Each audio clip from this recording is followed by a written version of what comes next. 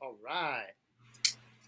Welcome, everybody. We're back again. This is the Sabian Education Network coming to you live. Today, we're coming to you live from New Jersey. This is exclusively actually from New Jersey, which is kind of interesting. Uh, but welcome, everybody. We have a great Dom will be back at 2 o'clock, and tomorrow we have our roundtable actually at 2. But today and right now, I am really excited. We have a guest, a great artist, very long time friend of Sabian and endorser, and world class drummer, Mr. Van Romaine. Van, thank you for giving us an hour today. Thanks for having us. Looking forward Oh, to talking to everybody. awesome. Um, so this is we're seeing you in your home studio, which is your pro studio you have there in Yes. your home. Yeah, I've I built a small studio in New York City when I was living there, and after my second child, we moved out to New Jersey, and now it's in the house, and it's actually a garage, but it's got a high ceiling, and yeah, I'm grateful to have worked with all these world class engineers that work on that side of the technical side of recording studios, and they've helped me with both studios. So the second one now. So it's never come at a hand of your time, I can tell you that. I'm sure. Yeah. I'm sure. Yeah. Well, so I was thinking about today, and I really didn't know where to begin. For those of you guys who are just joining in, um, I'm sure most of you know Van's resume, but he's played with Steve Morse, Enrique Iglesias, Blood, Sweat, and Tears, Kansas, the Dixie Dregs, Bernie Worrell, Pitbull, Ludacris, Queen Latifah, Nena, and Deep Purple. So I think you're definitely the only guy. I'd be willing to bet any money you're the only guy who's played with Kansas and Pitbull both. That's awesome. Um, and so there's a million ways to go with this. I do want to talk about the music, but one traditional way I like to start our conversations because I work with Sabian for the Sabian Education Network, and we were talking a little bit before. We have actually had one of your teachers, Steve Rucker, on, and Steve will be back tomorrow talking about Zoom. And I know you just did a clinic for him, so Yeah. can you just start us off by talking about who were your most influential teachers when you were Well, yeah, that's an easy one. It's basically three teachers, but the first teacher I had when I was 8 years old was a guy named Carl Wolf in Bloomfield, New Jersey. He was just like the closest music store to our house when I was a little kid. Wait a second. Is he the guy that also taught Chuck Berge? Yes. Oh my God, that's so funny. Chuck Berge, talk about resumes, and he's become a really great friend. But he's with Billy Joel now, and Hall and Oates and Brand X and tons of stuff, and just a great guy. I didn't actually know that, but we did a little memorial for Carl. I'm getting off your question just a little bit. Yeah. And we were getting drummers together that studied with him, and I didn't know Chuck studied with him. So anyway, Carl was amazing. He made rudiments and reading fun somehow, and I loved it, and I think maybe he's the one that's responsible for really, hooking me into the music thing because it was fun. And then fast forward, I started doing some gigs, and then I ended up going to University of Miami, and Steve Rucker, still the head of the drum department there, and one of my closest, dearest friends to this day, and just an incredible ambassador of drums and music and every genre, and amazing at nurturing talent, as we were talking a little bit prior to this, and bringing it out of people, and also just an incredible drummer himself. After University of Miami, I studied at William Patterson College for a little bit. My last year to finish. I actually moved there. I would have a free place to live and start hustling work in New York. But during that time, I think Danny Gottlieb recommended that I study with Gary Chester. Okay. And some people might know the New Breed book.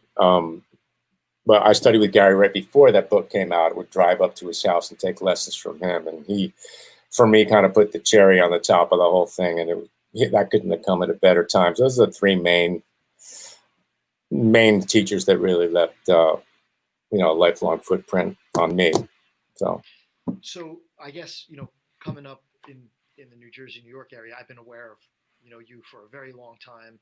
Were you in those times you were saying you were hustling work in New York? So when when you were in like your, let's say, late teens and 20s, you were like already had your eye on the career you wanted. You were trying to work in the city like before you went to Miami, or did that happen? Yeah, well, I grew up in actually Glen Ridge. I was born in Montclair.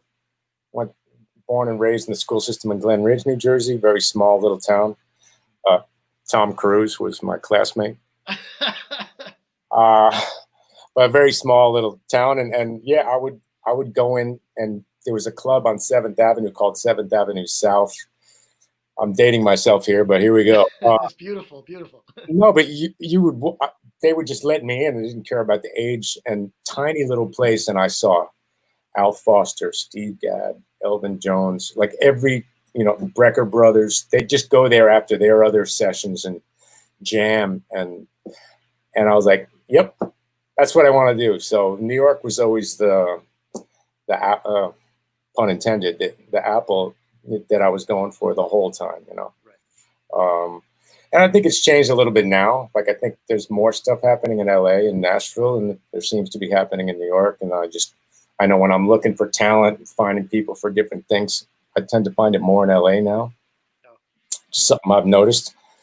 But yeah, that was my plan. So I went to 3 years at University of Miami, and I had an unbelievable time there. But I was like, I felt like I wanted to get out of Miami. It's such a beautiful place, but at the time, the music was in New York, and that's where I wanted to get to. So, Right. And I want to talk a little bit more about your role with some of the acts, like with Enrique, where I know you're the musical director. I know you're very adept with electronics, recording, and stuff like that. Were you learning that all on a curve as you went along from day one? Like, yeah, most of that stuff came just as a creative outlet. Um, I think Purple Rain, and right around that time, those records, I went, that's not really a live drummer. It sounds like live cymbals, and I found out a lot of it's like actually Lindrum playing the kick and snare and live cymbals, and some other records like the early Time records, 777, 9311. I'm like, that's not a drummer, that's a drum machine, and I want to know, I want that. So I bought a Lindrum. I actually paid to have it MIDI'd in the back. I'm also aging myself here. So anyway, that whole side, I was never afraid of that. I heard it musically incorporated in the music, because some of the records I was falling in love with, along with my old blues records and Stones records and everything else that don't have it. I said, I don't know, man. Like, sometimes just the live kit isn't really. It needs this other element. So I started messing with hybrid kits and Simmons around my kit, and programming, and I don't know. It doesn't have to be a live musician for me to love it, and it didn't back then either. So that the evolution of that just happened kind of naturally, and then ended up being pretty handy, especially getting more into digital audio and things like that as I got more involved with some of these artists' careers. So what's interesting, I was teaching yesterday, and I happened to mention somebody, the Steely Dan or something, and my student was like, I hate Steely Dan, and of course that led to a whole discussion of like, look, what we have to explain, like, forget about like and hate. You need to listen to this for these reasons. But I think the thing that I found interesting when looking at your resume and hearing you say this now is that you're, um, I first knew about you playing with Steve Morse, and then subbed in with Kansas, and like I knew like more fusion and prog stuff, and I saw you play at NAMM shows. But like, clearly, like from a stylistic standpoint, like you were like digging everything across the board. You weren't just liking the Prince stuff just for work. It was like you just were open to all this and still loving all these different types of. Yeah, and even now, I mean, you can work really hard at playing a genre you might not necessarily really love in your heart, but so far at this age, I don't see anyone really playing the shit out of the music unless they love it. And maybe some people can prove me wrong, But anyway, I was turned on to Miles Davis at a very young age, and I was already into Zeppelin and AC/DC and a lot of really American black music, blues and soul, you know, old Ray Charles. And I don't know, they all kind of made sense to me when I went, especially back to where it all came from. So I felt that I could kind of, well, it's basic. I just love these different genres, you know? So Yeah. there's some things I'm really not that, like I'm not a great reggae drummer. I could play in a Police cover band tomorrow. I feel good about it. But I'm not really a, like tradition. I can't play the real reggae stuff, you know? And even like salsa, things like that. And reggae's really more pop. I mean, he's got some reggaeton stuff, but that's the history of the reggaeton really started with the drum machine. So it's not this sort of anyway, what I have a strength that I'm totally going for, but if I get called to do something I'm not necessarily going to win at, I would recommend someone else. Right, right. Would you say, would you say the Steve Morse thing, is that what you would describe as like your break, like your biggest break in the beginning, or? Yeah, for sure. Just being, yeah, I mean, all the endorsements came from that, and all the drummer attention from Modern Drummer and Sticks and Rhythm Magazine, whatever else came from that. And I think it's like, I'm not comparing him to Frank Zappa in any kind of way, but it gave, like, being associated with someone like Steve. Yeah, it was, I think in some ways, you know, as I started playing with more pop acts, I'm playing for a lot more people and I'm playing on TV, but it's still, I get the feeling sometimes as far as drum companies that are, you know, it's marketing, right? I mean, you want to sell stuff so you can stay in business. And they seem to be more interested still in the Steve Morse connection, you know, than, you know, my logo being on the American Music Awards or anything. But Right. I guess they're all good, you know. So maybe it's just, you know, the stuff that they perceive that musicians listen to more or something. I don't know. Yeah, exactly.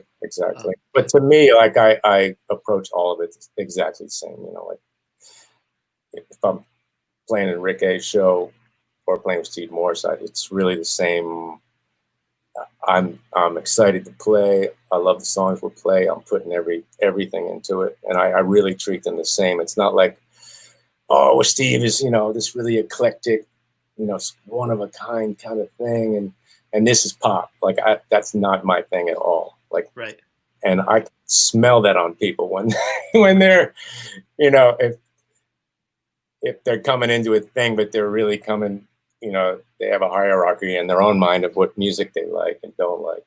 Yeah. But for me, it's all like, you know, it's all like my kids, you know, I love them. That's great. No, that's actually amazing advice, because, you know, playing in a gig as I do, that's simpler groove music. You, like you said, you can smell it on people if they're condescending. And sometimes when people are condescending, like they're not even playing the music well and they're condescending. And that's like, yeah, it follows you around when you get that reputation. Yeah. I mean, fortunately for me, I don't see it very often. That's good. You know, mostly the people I'm working with, and I find they're really motivated to do the work at hand, whatever that might be.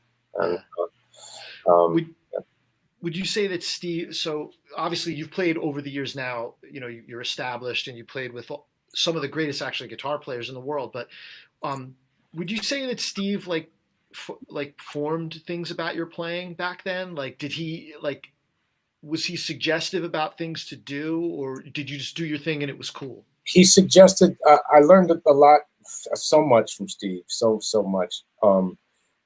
But it was like, almost the way, like it was just observing the way he worked and the way he was musically when we were learning something together. He was very much not part oriented, you know. He would say general things like, that's cool, but be aware of this part. You're going to want to bring the dynamics down here, like general musical things like that. Or there were even times where, you know, he naturally hears a lot of odd time signatures and things like that. And, you know, I'd be like there with a calculator initially trying to figure it out. And I'd be like, is that a bar 7 into a bar 9? He goes, I don't know, but it goes like this. Right, right. I mean, he could know if he wanted to sit and count it out, but he's just hearing it like Right. from here and here. And so things like that, you know, I try to, well, with anyone I work with, I'm trying to steal the good stuff. Right. Well, so when you're dealing with that idea, because I know you played with Kansas, like I think Phil had you sub for him because something happened, right? Is that how it went down? Basically, like Steve did a run of opening up. They needed him to do some dates again, like after he had left the band, and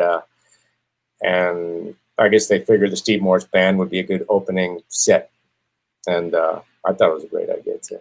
It is a great idea. No, we played some much bigger places than we would normally play, yeah, it was the strangest thing, you know. My phone rings, it's like, man, it's Phil. I'm like, hey man, everything cool? Like, Phil kind of manages the band or runs the band. I don't really know the dynamic business-wise, and that's none of my business. But Phil's a businessman, and he's a lot of respect for him musically and personally, and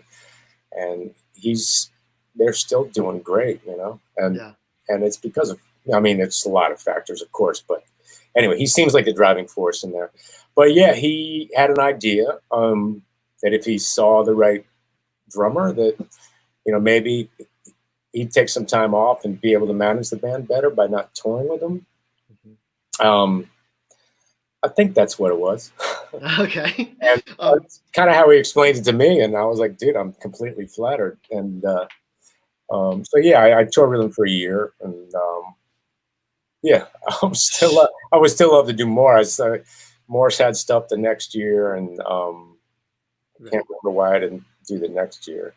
But anyway, he's back in there. Right. So the reason I brought that up, and I wasn't sure how much time you had to prepare, but like the Kansas thing definitely seems like, and my buddy Zach Risby, the guitar player who I grew up playing in a Rush cover band, he's in Kansas now. So like, wow. Yeah, we have like 8 million, cool, you know, Kevin Bacon moments going on. But it seems like that gig, I don't, you know, you had some time to prepare, but like they seem very much with the odd times. Like, did you know all the tunes? I'm sure you didn't use charts, right? Like, but you learned it naturally and organically, like just hearing the melodies rather than. I learned it the way I learned anything. Like I take shorthand notes, you know, when I'm learning something, so I can kind of. I try to stop it as least amount as possible, the audio, while I'm writing it out, so I can actually see the shapes of the notes in my weird shorthand. I'm probably the only one that can read it, but that helps me remember that I'm hearing the music and I'm seeing the shapes of my notes, and that helps me learn it quicker from my experience. Yeah, it was tricky, and I've actually been in a position, and I'm sure a lot of other drummers have, but maybe some drummers who are new to the business maybe didn't think about it. But okay, I've been in this kind of situation with Steve Morse, where his really only drummer was Rod Morgenstein. Incredible guy, incredible drummer. I'm a very different drummer. So then what do you do? Like, I'm getting off your question a little bit, but no. Well, what do you do? Do I try to sound like Rod, which really is not genuine to me, but is there a way I can bring parts of Rod in and still like pay tribute to the song? Because it's still always going to be about the song, not about Van Romaine's drumming to me. So that was a big challenge, because Rod and we're very different drummers, you know, and he's an unbelievable person and drummer. And agreed. Or he plays like an orchestra on a drum set. It's really something. And yeah, everyone already knows that already. Same deal with Kansas, you know. They played with one drummer right. for 20, 30 years, and now I'm coming in. So anyway, not so much with Steve Morse, but with Kansas, I really tuned my drums like Phil's. Like, I listened to his drums, and it was hard to play because they felt different to me, but I wanted the transition to be smooth, because I wanted it to be successful, you know. Mm-hmm. And I couldn't just come in like, Van Romaine, you know. I'm like, no, I want this to work. I want you guys to feel comfortable. And I could tell they were nervous, and of course I was nervous. Oh wow, yeah. But I was playing every single fill that he played, I played, and tuned his drums exactly like his. And then over time, as they got to know me, it started to change a couple little things. I'm like, is that cool? They're like, yeah, keep that part. Maybe go back to Bill's part on this other part. And our most recent experience like that was with the Spin Doctors, which is subbing for Aaron Comas, who's a great friend and another unbelievable drummer with a very signature sound, just like those other two drummers. So that stuff's tricky. Like, yeah, I'm sure. Making it work, like you're either like doing a fake version of them or or trying to ride the middle ground so the whole band's comfortable, but that's tricky. So well, you know, I you know, as everybody, our regular viewers know from hearing me say it 8 gajillion times, in New York the thing is Broadway now, and I've done most playing as a sub, and that's the whole thing as a sub, is like you have to try to sound like another person. So I'm always intrigued, like you know, you're known as an artist for your own voice, but who wouldn't want to play with Kansas for a few shows? But you have to sound like Phil to do that, or they're going to be like, you know, what's the new kid doing? You know, it's like exactly. But let's talk a little bit about Enrique. So your responsibilities as the music director, you're playing drums. Tell us a little bit about the job on stage. Are you running sequences yourself? Are you triggering them from the drums? Are you playing to a click? What's going on with all that?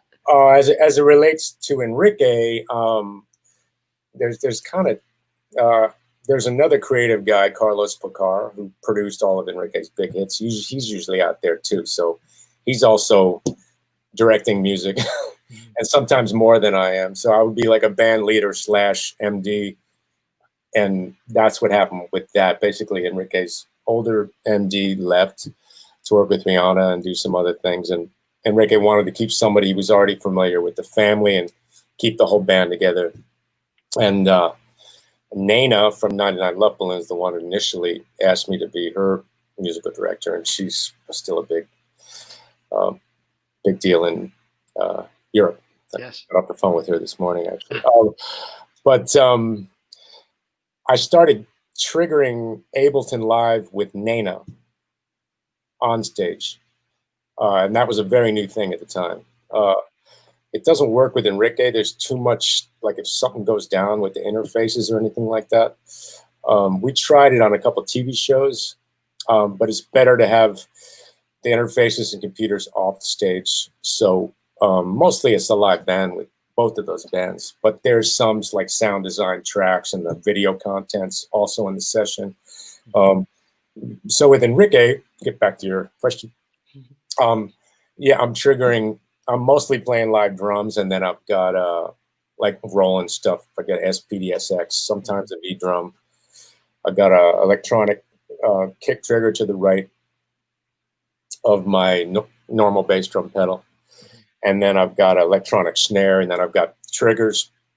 I use 2 snare drums, like a regular 14 and then a smaller muted 10, like firecracker sound, but with a piece of paper on it. But there's a trigger on both of those. Sometimes I'm firing samples off those drums, but mostly I'm using them as mute groups. I don't want to go off on a tangent with technology, but I would be actually shutting off reverse sounds from the SPDS, like, and muting it with the snare trigger.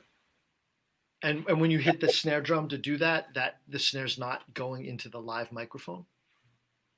Well, and mostly when I'm using the snare as mute groups, and I apologize to anyone if they're like, what the hell is he talking about? Well, like in a drum machine, if you hit the open hi-hat and a closed hi-hat, the closed open mutes the open hi-hat, and that gives you the scoop effect, right? It's the same kind of principle where I would have like a reverse sound coming from the trigger pad, like, and the snare would shut it off. Right. But I would assign it to the same mute group within the SPDSX. However, the sound assigned to the snare trigger is the volume's all the way off, so there'd be no sample. It just mutes the reverse sound or reverse cymbals or things like that. Right, I gotcha. So one-off samples mixed in with the live kit with Enrique, and Ableton Live is off the stage. Someone else is triggering it.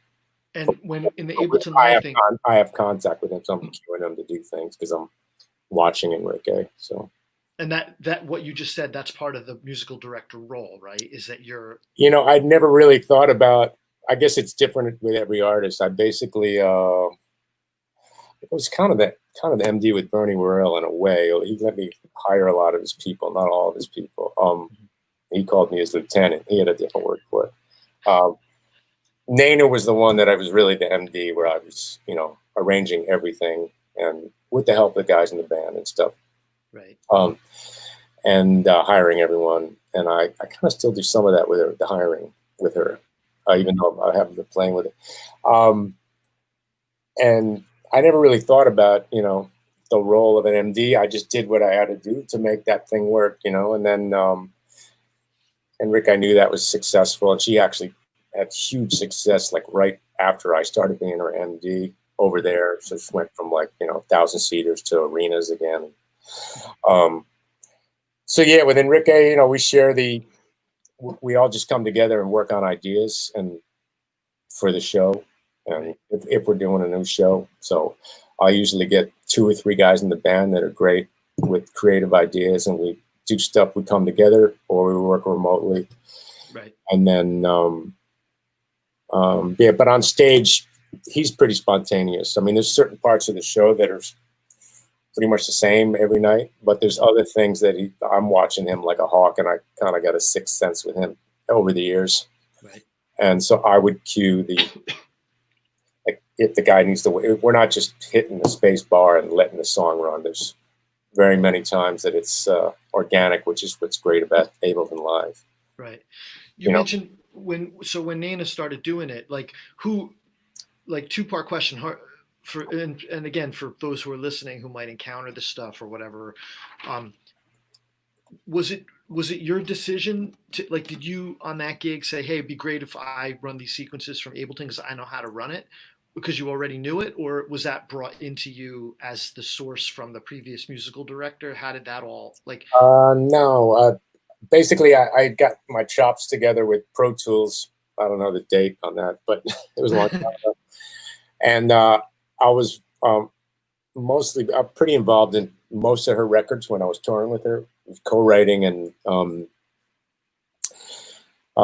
just the whole recording process. And then, again, like going back to the Purple Rain reference, if you're using a computer to generate some tracks in the record, there's no reason to be a hero and try to play some of that stuff live. It might even be an unmusical decision to do that.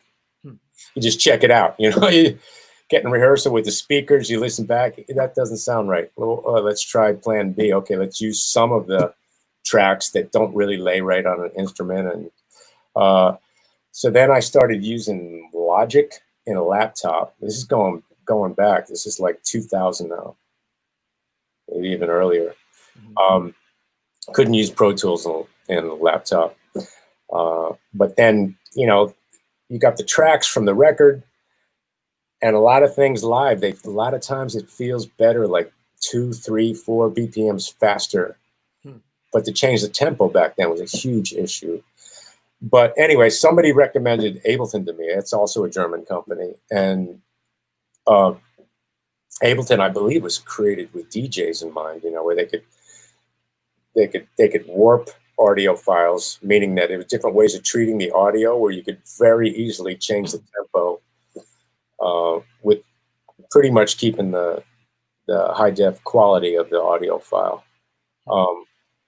So I started using that basically because it was quicker, and Nana's even way more spontaneous than any artist I've worked with. So it's never playing one song from the beginning to the end. She wants to stop. She might want the audience to sing along, but putting markers in the session on top of this whole warping thing, I can just loop the click, and when she comes in, I can hit the downbeat of the out chorus or whichever part I want to jump into. Wow. And I did it all with a drum cat, actually. Drum cat was the safest way to do it because You let me know if I'm going too far. No, I think the takeaway is like it's great. It's like you obviously, I'm just trying to get a handle on for people who are listening to this and they're intimidated or they're just impressed by that knowledge. How much of this stuff overall over the source of your career, like, did you learn on the gig? Like, it sounds like you kind of have the chops together because you were into the electronics, and then so you could do more of the work because you had that skill. But yeah, and again, I wasn't thinking necessarily this will get me more work. I was like, no, this is I've just created, you're just into it. Yeah, it's a musical expression. That's why I learned it. So I was grateful to be, to see it like, oh wow, not everyone does this, So it was just a natural passion for me. But it's the same thing for me, anyone who's getting lost in the technology. If I'm talking to my financial advisor and I'm with them the first 3 minutes, and then it starts to sound like the teacher in the Peanuts, wow, wow, wow. And I'm like, whoa, whoa, whoa. Yeah. So I don't want to get that way with anybody. But yeah, if anyone wants to contact me. Well, there have been a couple questions, but so let's do this. Let's talk about you kind of showed me a little bit before. You have a wonderful studio there. Maybe you could just let us see what's over there, and then let's segue that into what would be, you do professional level tracks from home, but now we're in a shutdown. Everybody wants to do tracks from home. We're all doing tracks from home. We want to do it. So maybe you could give us a little advice on how to get our toe in the water about that, Yeah. So, yeah. Well, the heartbeat of that would be, picking a digital audio format platform to start with, whether it's Logic or Pro Tools. That's the first thing. And if someone's into that already, I luckily have had a budget to have people that really know how to build studios and know how to. They're making records for a living, and they come in here and kind of set me up, and I've taken meticulous notes. So these are people that have all the energy that we put into playing drums and triggering and technique, and all these guys have spent no time with that. They spent all their time engineering and learning how to get the great sounds off drums. And so anyway, these guys are available. And so I've hired them to get me set up and going, and I'm grateful for all that, and then, I help them however I can, but mostly I'm just paying them. So, so aside from, I've got custom sound. I just got these on eBay as Platinum Awards. Oh, nice. Yeah, I'm going to sell them back after this interview. I've got a Cat 5 cable stuck into the side of my laptop. So, but these are custom sound panels that a friend of mine made. Above me is a cloud that's over the studio, and it's a garage. I built a wall outside of the garage door for soundproofing, and then, but it's pretty high ceilings, and it sounds great in here. And then there's a tiled room next to me on the other side. I mic that room as well, so I've got like close mics and far mics. Oh, cool. You have like a door, like you keep an open door or something. Yeah. If I open it, dogs are gonna run in, I think. Well, you wouldn't be the first one. Tom Breckline's dog was on with us. I just got a new pit bull puppy. I'm so in love, but it's a handful. That's sweet. So I used to have an endorsement with Shure mics. I still have all their mics. I still have a great relationship with Biodynamic. So I'm not just plugging those guys, but aside from a great instrument and cymbals and heads and all that stuff, great mics.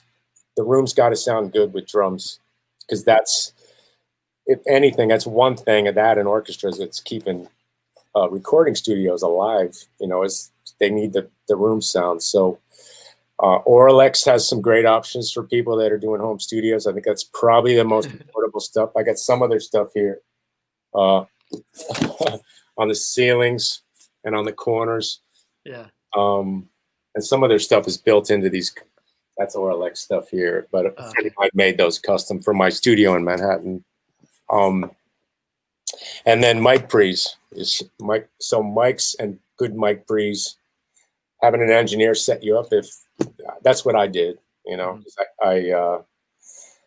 but I got to tell you, the first time I used the same basic setup in my slightly smaller studio in New York, it sounded amazing right away. Like I've got 4 channels of Neves and 8 channels of APIs, and then I get another cheaper 8 mic. What is it? ART Tube 8 or something. It's very cheap. It's like $400. 8 channels of that for things that aren't quite as important, but everything sounds amazing going through that. Right.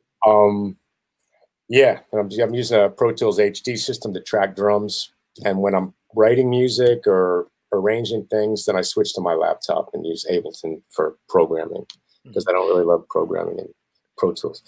And you can't really see the rack with the mic pre's because of the Cat 5 cable, but yeah, just finished a project here, so this recording a guy's stuff. So I get my music stand attached to my table stand, and yeah, I'd have what else is in there? Yeah, we can see those beautiful Sabians, which we're going to talk about that in a second too. But one question: so with the recording thing, let's say that you are playing on something for an artist that you're not producing, and they send you something, right? Yeah. Do you find that what's happening now? Like, do you find a lot of times you'll have control over the final sound? Like, are you just sending out stems a lot of times, or are you? No, it's usually a session. Like a typical 4-minute song is like about a less than a gig of, I consolidate the files at the beginning of the session. It's really important to, again, I don't want to get too lost in the technical side, but when you're working remotely, which I've been doing way before the pandemic, but it's really important to get some things pinned tight, because if people are using some people are using Logic, Cubase, whatever. I'm tracking in Pro Tools, but you need to make sure that all your audio is lined up to their audio. Right. And the best way to do that is to have them consolidate all of their files at the very beginning of their session where it can't move. Right. And then I consolidate my drum tracks. But basically, I give people options. I do a basic rough track of the MP3, and then I send them the MP3 mixed with their music. I'm like, this kind of sound wise in the ballpark for you, before I give them the whole final thing. So we're talking, we're Zooming, or whatever we can do to connect. Right. Like artistically and musically, so we're on the same page. But it seems like people are getting better at that, because we have to. Right. But so when you do that, like you're working on the tune, and then you do that process that you just described, like you're talking to someone that you're working with with the MP3, I think, like, then do you play the song again, or are you talking about just the production? No, then I'll do it. No, I'm not just now like uploading drum tracks. That's what you were talking about, right? Something I'm not producing.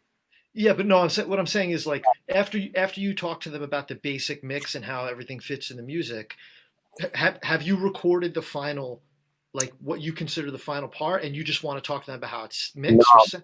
Before I want to do any final anything, I want to make sure, sometimes it might be 2 or 3 revisions of like, oh, that's cool, but play this different. Can you use a higher pitch snare? I need more room sound, stuff like that. Oh, I got you. Okay. Interesting. But basically, it's usually like anywhere from 12 to 14 tracks of drums. This is inside kick, outside kick, top and bottom snare, however many toms I'm using, overheads, and then I've got I can't really see it here, but I got 2 stereo mics here, Bayer stereo condenser mics. Right. So that's like the close room, and then I've got a ribbon mics in the tiled room that I use next to this, and mic that. So they got all those options. Like some people don't want the far room; it's too much, or they just want to mix it in. So I let them. I don't edit anything. I don't EQ anything. But to me, it's going to sound amazing without that. Due to due to the room, the mics, the drums, hopefully the way I'm playing, and the mic pre's. So, and then they have the options to use those resources, how they want. Right. As far as like a little bit of a business question. So do you? I'm assuming that you handle all your own business for Yeah, this, right? most of the time. Yeah. So do you like? How do you broach that? Like, do you, when you're working with a client, is that like, here's my set rate right off the bat, or do you? That's never worked for me ever. Uh, I just try to get a sense for. I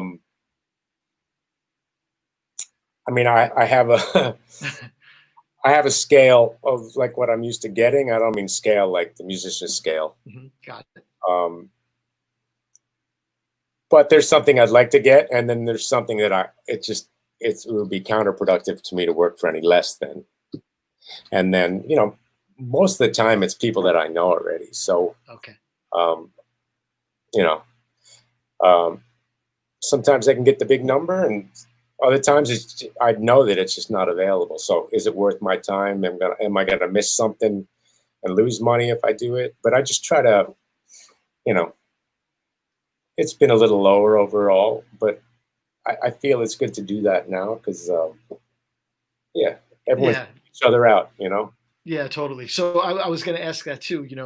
Obviously we're all kind of, there's been a lot of work stoppage. So you think are more people right now you think you're actually doing more recording because people are home, or less, or about the same? And yeah, because I'm home. I'm doing a little more, not a ton more, but usually when I'm home, I'm doing, I don't know, at least 3 things a week, like 3 different artists, like not always a full record, but maybe a song here, a song there. I mean, the other bigger question to me too is like, where's the money source coming from now? Like, like I really don't know what's going on record labels now, but I mean, are they selling more downloads now because people are home, or these are things I don't really know yet. I've just been kind of living day to day and loving being home with my kids and my rotten dogs. Yeah. So do you still have? Speaking of that, are you like, you had mentioned, I don't remember if we were live or yet or not, but I know you like to go locally. You have some place to run, or so. Are you into like keeping in shape? Do you think that helps playing? Do you practice? Like, what's up with all that?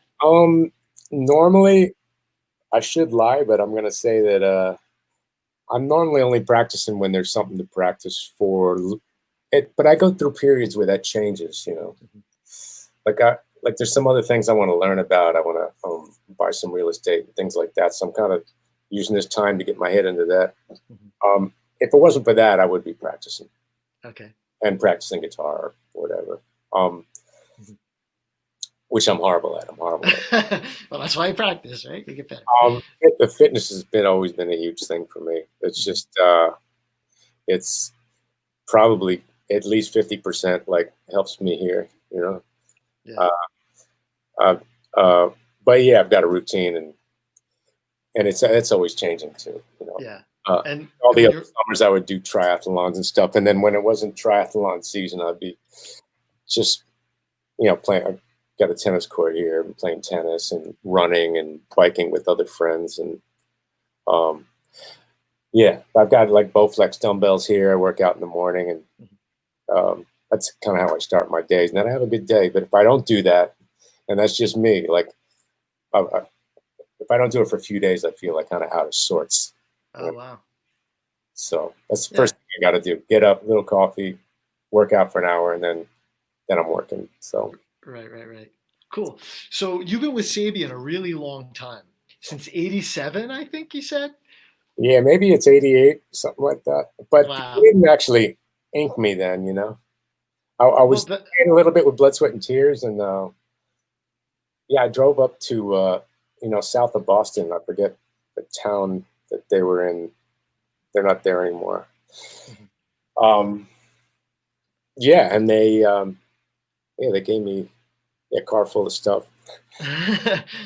But they didn't sign me. And then when I got the Steve Morse gig, just touring with him at that point, I hadn't recorded anything. I went to a NAMM show in Chicago and signed with, got Right. got covered in one short afternoon. That's great. with I've seen you play many clinics and many NAMM shows, and you've always been amazing. What with all the different stuff you're recording now, what's your go-to stuff that you have up on that lovely kit next to you over there? What any models you're really digging right now? Yeah, let me see. I gotta look. The ride sim. Sorry, the lights aren't on very. Yeah, we can see it. Yeah, we can see it. Okay. The ride symbol's kind of based off the Liquid Ride, but that's custom prototype. Mm-hmm. It's a to the right of that is a AAX Ozone on top of a China. Oh, cool. HHX is Extreme. I think that's a 19, and it's a Legacy Crash. Looks like an 18. Legacy hats. Those are Groove hats. Is the X hat. Another HHX 16 Extreme, and AAX Splash. I forget what that one is called. I don't have my glasses on. Cool. Yeah, that's kind of what I'm using most of the time. You know, thinner crashes that are hammered, but also bright enough to cut through stuff. Right. And those are all pretty, like, you find that those are pretty versatile models. You use them on a lot of different types of things. Yeah, I've gotten more and more into using one thing that tends to work for a lot of it's like especially ride cymbal and crash cymbal wise. There's been a couple times where I've done I did like a kind of an 80s hard rock record, this band, The Defiance, awesome band, but and I realized I really had to change to some AAs for that, and it really made all the difference in the world. Like, and I try not to pick anything. I mean, I love the way it sounds alone, but for me, it's the way it sits in the track with all the other music. That's all that matters to me, you know? Yeah. You know what I mean? Like, I can love the way it sounds alone, and that's something for me for sure. But if it doesn't sit in the tracks that I'm working with, right, then I'm going to be changing it to something else, you know? Yeah. But you know, I've got most of the options here, thanks to you guys. Cool. Yeah. Well, there's a lot of great stuff, and it seems like that's a common theme, that stuff is very versatile, used for a lot of different stuff. So with this shutdown, where do you see, you know, nobody really knows what's going to go on, but I would assume you were supposed to be out with Enrique, and you're hoping to be out again at some point. Yeah, we have an arena tour September, October this year. That's it's a Live Nation tour. So Live Nation, I believe, is the one that's really calling the shots on that one. We will see. I really don't know what's going to happen with that. But of course, I had other stuff in May, June, July, and like everyone else, you know, just it's tough times. Did you just did something with Steve right before everyone stopped working, right? Or you did? Yeah, it was actually opening set for Flying Colors, you know. Oh yeah, Portnoy's thing. Right? It was great to see Mike, that old friend, and hear that band, so good. Yeah, Steve, the Steve Morse band's very near and dear to my heart, and always will be. We all just got busy with stuff. Steve got busy with Deep Purple, and for many years, like I was mainly like, my main touring stuff was Enrique, and then almost any time I had a break from him, I was flying over to Germany to work with Nena. Zach Alford, if you know that name. Yes. One of my favorite drummers, and become a great friend, unbelievable guy. He's her drummer now. Okay. Because I just couldn't make enough. Better if she has one guy. Yeah. What was my point? What were we talking about? Oh, sorry. I had started that by saying you did something with Steve right before the shutdown.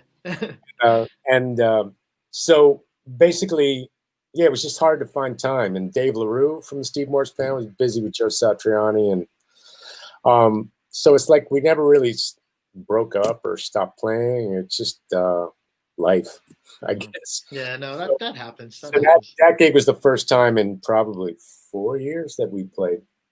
Yeah. So, and it was awesome. So that's great. Hopefully we can do more. So, I think you're probably being a musical director and having produced different acts and everything, you're uniquely qualified to answer this question for most of our drummers who are listening. I hope so. So to sit in your chair in the business how it is now, and let's hope and pray and assume that it's going to be a business like it was at some point in the future, to sit in a contemporary drum chair with an artist like Enrique, if you were going to hire someone to go out with a B band with Enrique, give me the things you would look for to hire. And I know you hire other musicians, but if you were going to hire a drummer, the skill set and the traits you're looking for to tour with an act like you work with. To tour with Enrique or something similar. Yeah. Yeah, I mean, it's obviously the musicianship has to be there. From my unique perspective, because I've been doing it for a little while now, and I keep on, I think the reason why I've been successful is because I keep learning, for things that work and don't work, and didn't get fired for things that didn't work. But yeah, it's with both those two artists, which is the really only ones I can really talk in depth about just because of my experience with them. They both like it to be kind of a family vibe. Maybe that sounds corny to some people. Some other pop stars, they have a new record and they get a new MD and it's a new band and they just want to start fresh. And that's not the deal with Nena nor Enrique. So it's really important to get someone that's like, musicianship, they got to be a great person, and also they got to be motivated. I need to know that they're motivated to do it long term. You know what I mean? So if I was just looking for like young female singers that also dance, that can really sing and really dance. A lot of girls are like, I'm like, what's your deal? Like, ultimately, what do you want to do in your life? I want to support whatever it is that you do. But if you want to, your main goal is to be a solo artist and that's what you're going for, maybe this isn't the right thing for you. So I want to find someone that's motivated to do it long term. Mm-hmm. But just being a chill person to hang out with that's willing to, it can be tough out there, Yeah. I mean, mostly it's amazing. But there's some tough times where flights get canceled, gigs get canceled. There's drama, and the cream rises to the top in those situations, and you find out real quickly. So my job is to find that kind of person as quickly as possible. And I've never really believed in the whole cattle call of like I've auditioned for tons of stuff. I'd show up to SIR and there'd be 30 other drummers. That's actually how I got Enrique's gig. Oh wow.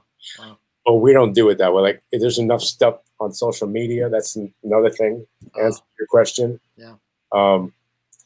Before I reach out to a few other people that know exactly where I'm coming from and exactly what I'm looking for that specific thing, whether it's Enrique or Nena, or sometimes it's a one-off thing for a TV show for someone or whatever. Mm-hmm. And I'll get the names and I'll first look on their Facebook, YouTube, Instagram, and I'll look at little videos. I'll see things like the kind of things they post because they put it up there for the public, right? So I'm not. Wow, that's huge. That's a huge comment right there. Yeah. But you can really kind of get to know someone. Like, it came recommended from like a brother friend that knows me. Like, give me the shirt off his back, and I'll do the same for him. So that's good. And then I back it up with that, and then if it still feels like the right fit for exactly what I'm looking for these artists, then we start talking, and then I have them start shooting videos that they're playing some of the music of those artists, and and then we do a little back and forth. It's like, okay, and it can feel sterile to someone doing that. But okay, can you do that again? Did you miss that one little part so I can see what it's like? And if they like, oh man, can't you just use the first one? I'm like, yeah, I'll get the idea. That's a work ethic thing. Well, I want to see how they work with me. Yeah. Because that's how I'm doing it now, and not just before the pandemic.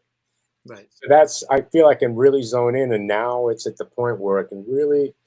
And then the Carlos Bacar, the guy I mentioned earlier, I run it by him. Enrique takes a look at him. The three of us get on a conference call, so we're all kind of keeping each other in check, and that's how that's been working.